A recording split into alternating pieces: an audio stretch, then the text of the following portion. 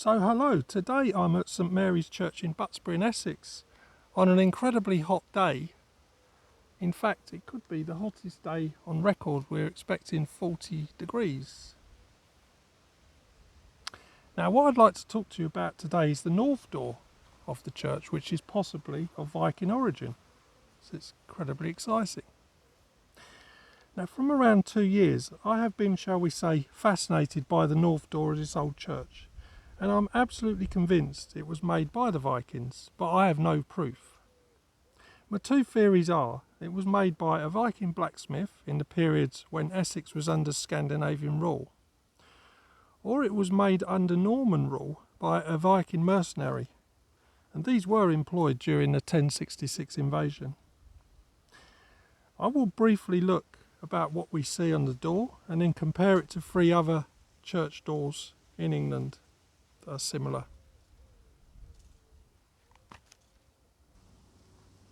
So what we do know, St Mary's Church itself was given to the nunnery of St Leonard's Attibo in 1190. This is documented. So the church was here before that date. Now within a very short distance of where we stand, 7 Saxon manors stood, and farms and halls still stand on the sites today.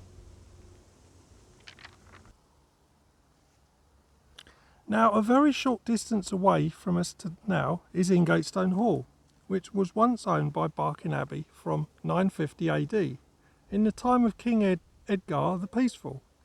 The hall was then a Saxon manor. And if we zoom up, we can see the hall straight in front of us.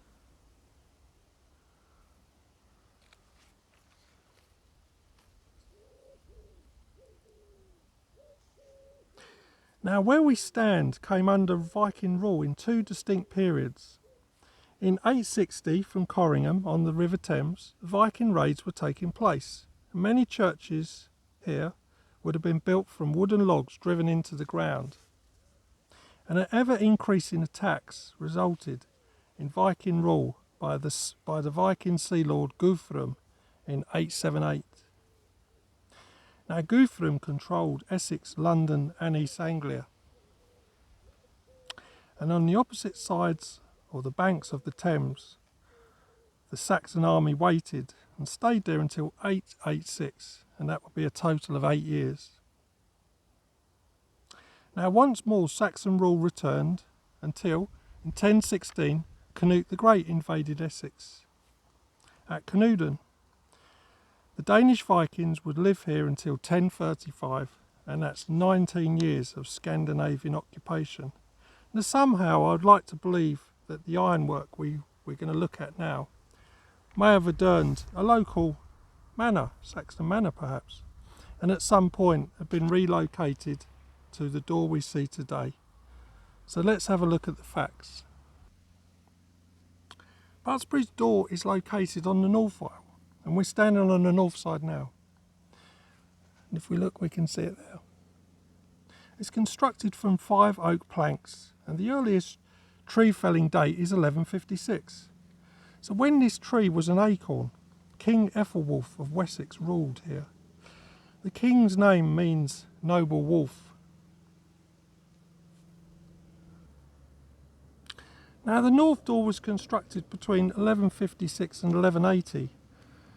Now, dendrochronological, if you excuse my pronunciation, which means the tree ring dating, was carried out on all 5 oak planks of this old door by an Oxford-based specialist. The results were cross-checked by Cambridge, so we can absolutely guarantee they were accurate. Now in 1982, Hewitt, as an expert, wrote in the Book of Church Carpentry, the door was from the 11th century. It's got rounded ledges to which the outside boards were attached using iron nails onto rows. It's similar in construction to the north door at Hadstock Church. And in 1999, Professor Jane Geddes of Aberdeen University in Scotland suggested that the ironwork is of mid-12th century and that the hinges are similar to those of Rainham's Church, which we'll look at, and would date from around 1170. Now we shall look at the churches I've mentioned. Well, first we shall actually go back a bit. First we'll look at the door in detail. If we look at the door itself, it's been cut to fit this Gothic arch.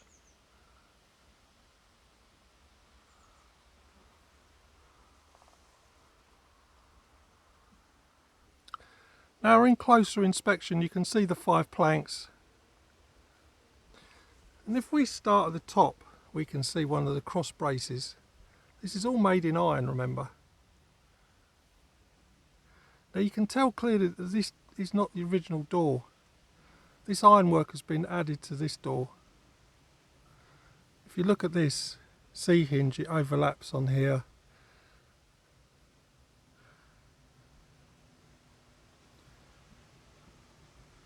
And it's just very ill-fitting, everything's just been put onto it. But if we start at the top, we've got the strap that goes across. If we come down onto this board here, we've got a series of holes which were for nails. You can almost see the shape of it. If you look really close, you can see indentation there, almost like hammer blows where they've made it fit, or maybe it's dented where they've forced it on. In 1925 I found under the British history there's a picture of a bracket there, another ornate bracket, so it's obviously been taken at some point. Now in the centre we've got this lovely grille which is iron. Now there's quite a few theories to what this actually is for. It's said that it's a leper squint. So we had for many periods leprosy was across Europe, especially in England, and lepers would not be allowed for obvious reasons inside the church, so they could receive mass through this. And remember, this was a time before we had glass as well, or at least glass was scarce. There's another theory this could be a defensive position, which is highly likely, and somebody has suggested it could be from a prison. Now if you look on the other side, the south side, you can see the doorway. Now that door has also got a very similar grille, so matching pair. Then we get onto the north side of this saga. So we've got this C-hinge, and you can see clearly it's a dragon or a serpent with the eye, the nose and the mouth. If you follow the body round, inside here the hinge sits. It's a very unusual design, and if you follow the body around, you've there got the tail where the blacksmith has pointed it. Now in mythology, or Norse mythology, one of their ancient gods cast out a sea serpent, and I did find there was 3 of these serpents. I haven't got the name of it, but what happened was the sea serpent was cast into the sea. Once in the sea, it ate all the fish, and once it basically circumnavigated the earth, it was so hungry that it would consume its own tail.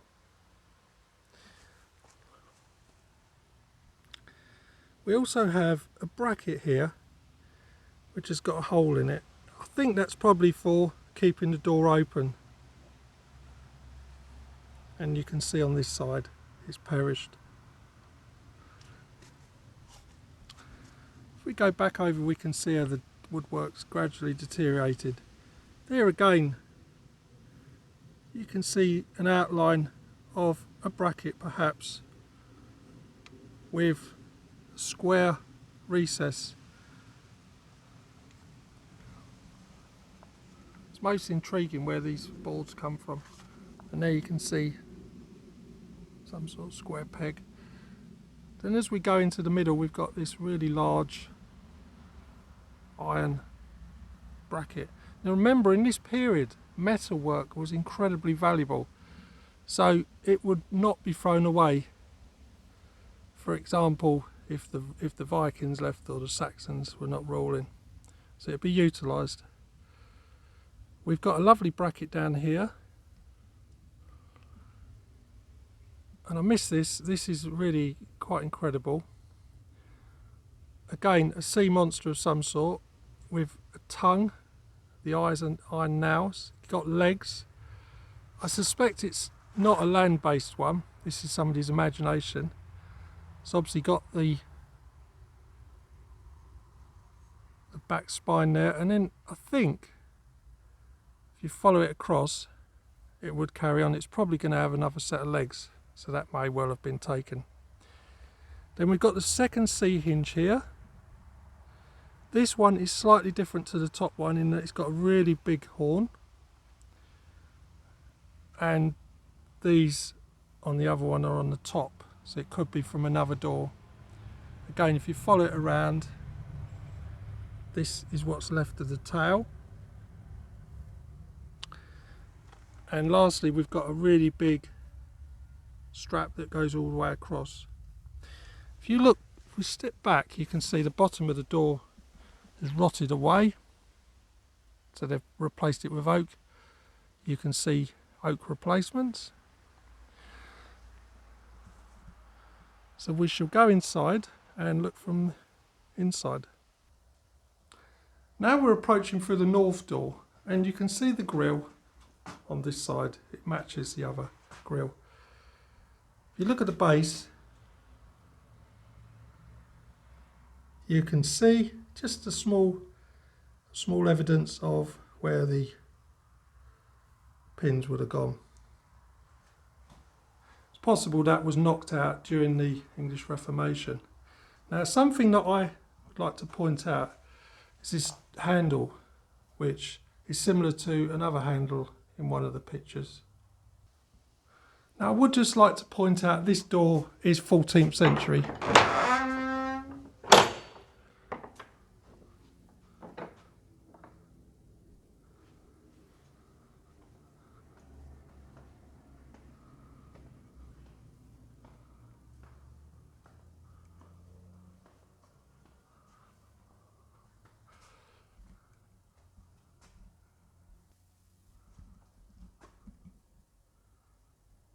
We'll start just by looking at the door itself.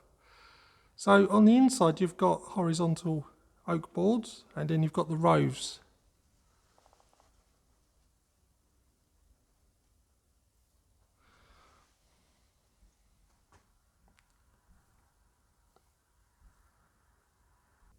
So if we look at the top of the door, you can see where the vertical and horizontal boards are connected. And they use this rove, which is basically just a timber. And what they do, they put the iron nail through, and then on this side, so the nail comes from the outside inside, they attach an iron bracket and then they round it off, burr it off. Now, this technology was used by the Saxons as well as the Vikings. And remember, the Saxons were here from before the 3rd century. They came over as mercenaries with the Romans. So the technology's been passed down. It's also been used in shipbuilding by the Vikings, where they would put an iron nail through their boards, and they would put a plate on the other side like a square washer. So on this board, on this oak panel, it's been made to cut this rove. If you go further down, you can see a more standard rove there.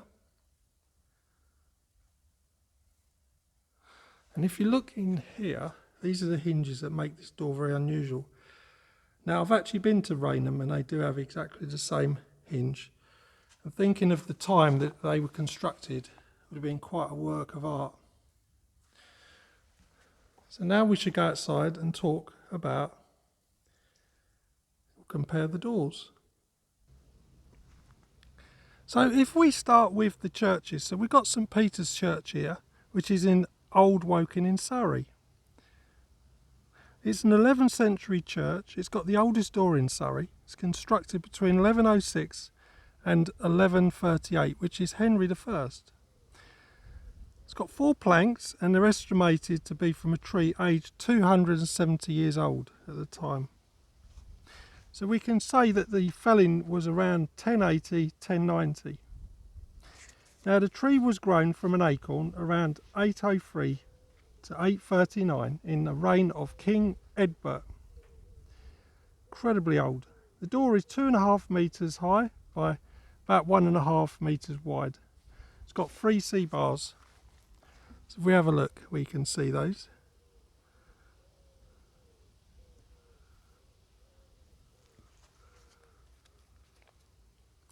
Now, Professor Jane Geddes identifies this door as one of only 5 pictorial doors in England. The ironwork is medieval.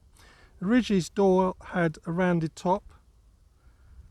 The C-straps are usually ascribed to post-conquest period. The door's ironwork and woodwork construction is early medieval. Now, this door here is a very exciting door, as doors go. This is St Helen's Church in Stillingfleet in Yorkshire. The church dates from 1154. The door was from the nave and now protected by an outer door. Now, if you look at the C hinges, they have dragon heads.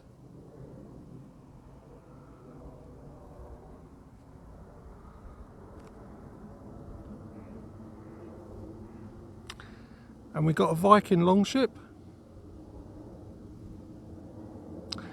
We've got Adam and Eve. If you look at there, Adam and Eve. And we've even got the Tree of Life, which is here. Sorry, that's the tree of knowledge.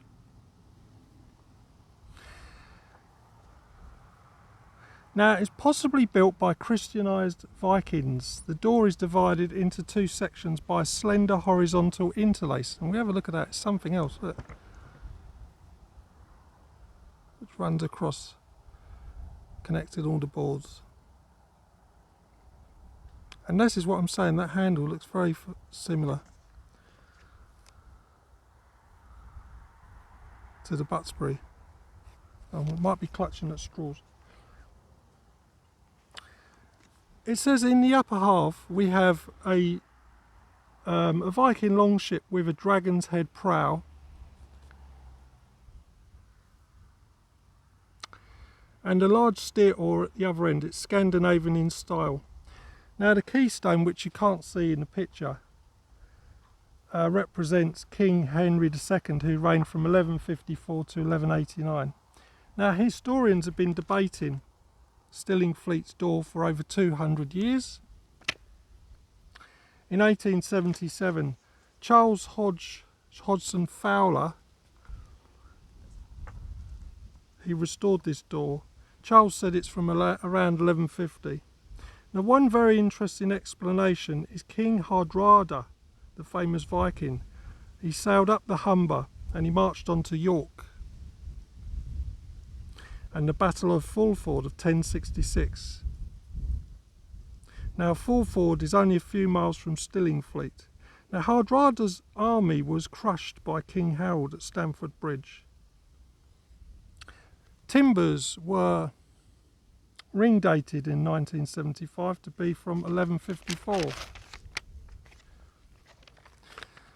Now, when I did a bit of research, a further hypothesis is that the ironwork dates to the 10th century, possibly of Eric the Bloodaxe, who sacked York and became king of Northumbria between 947 and 954, a few periods. Eric at that time was a larger-than-life Viking hero and became part of Norse legend in the sagas. Now, here's a church that I have visited myself. This is St Helen's St Giles Church in Rainham in Essex. Worth going there. It's only 18 miles from Buttsbury. St Helen's St Giles is the oldest church building in Havering, now a borough of London, but originally part of Essex. It dates from 1170, so the same date as here. Door is made of 5 oak planks. It's got 1 C hinge, which is very similar to Buttsbury's, and if we zoom in, well, I'll bring the photo closer, you can see it. There's not much survives of this door apart from the hinge and 1 cross strap. The door itself, it measures 2 metres, 6 foot 8 tall. It's only 2 feet 3 inches wide. Its planks overlap like a ship, and the church itself has got heavy mariner connection. Now in 2009 the timber was tree ring dated to 1379 as a felling date. What's most intriguing is the timber came from the Baltic region. It looks like during the peasants' revolt of 1381 this door was burnt down and rebuilt. Its original door would have been 1170, the same period as Buttsbury. Now it would be unfair not to include a genuine work of Scandinavian art in a rune stone, and this comes from Sweden. If you go into the centre of Sweden, there's a county called Jämtland and a town called Östersund, and there lies this city on a lake that connects to the island by a bridge which is called Frusen. Now if you walk on there you can see this runestone by the council offices, and if you look you can see the serpent devouring his tail. Now this dates from the same period off the top of my head as these churches. And what these runes or this text around here states is that a certain character brought Christianity, which you can see the cross there, to Jämtland. And this is the most northern runestone in Scandinavia. So here we have a picture of Buttsbury's door, and I did contact Professor Jane Geddes by email, who agreed that Buttsbury's door had been moved around and is not in its original position. And to the date of the ironwork we shall never really know. And from where it's also a mystery, but whenever it's definitely fun to speculate. I hope you have enjoyed sharing with me this most unusual of subjects, and maybe in the future somebody will find out the truth. Thank you very much.